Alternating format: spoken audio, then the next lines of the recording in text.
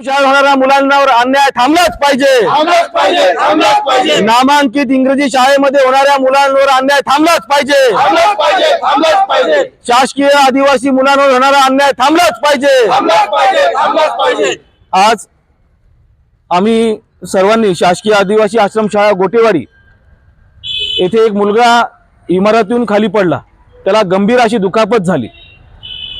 शाळेमध्ये अनेक जण उपस्थित राहत नाहीत आणि या संदर्भात आदिवासी विकास विभाग सर्वच शासकीय आदिवासी आश्रमशाळा अनुदानित आश्रमशाळेमध्ये जे गंभीरतेने लक्ष द्यायला पाहिजे त्याच्यामध्ये कमी पडत आहेत। यासाठी आज आम्ही सर्वांनी आदिवासी विकास विभागाच्या माननीय प्रकल्प अधिकारी आणि त्यांच्या माध्यमातून माननीय मुख्यमंत्र्यांना एक निवेदन या ठिकाणी दिलेलं आहे की शासकीय आदिवासी आश्रमशाळेमध्ये तातडीने तिथे जे कर्मचारी आहेत ते निवासी राहिले पाहिजे, तिथल्या मुलांवर होणाऱ्या अन्याय थांबला पाहिजे, या बाबतीमध्ये तातडीने कारवाई करण्यात यावी।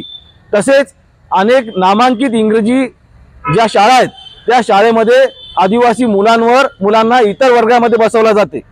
एक तर त्या शाळेमध्ये त्यांना जो अनुदान मिळते, त्यांना एकत्र बसवण्यासाठी जे अनुदान मिळते, म्हणजे आदिवासी मुलांना वेगळं बसवण्याचं, त्यांना वेगळं बसवण्याचं हे कारण काय आहे?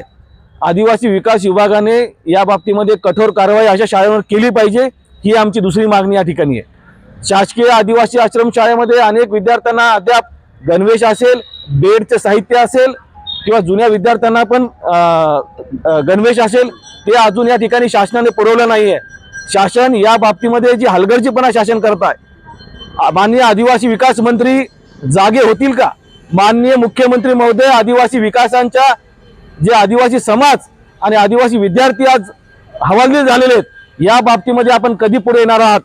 तसेच जे आमची आदिवासी विशेष पदभरती होती ती जवळपास 12,500 पदांची, ती अजूनही आदिवासी मंत्री आणि माननीय मुख्यमंत्री हे अजूनही बोलायला तयार नाहीत। या बाबतीमध्ये आम्ही शासनाचा पहिल्यांदा या ठिकाणी निषेध करतो। तातडीने आदिवासी पदभरती झाली पाहिजे आणि या सर्व गोष्टींच्या बाबतीमध्ये वेळीच जर लवकर नाही केलं तर या ठिकाणी मोठं आंदोलन हिंगोली जिल्ह्यामध्ये आम्ही केल्याशिवाय आम्ही थांबणार नाही, हे आम्हाला या ठिकाणी शासनाला सांगायचं। या घोषणा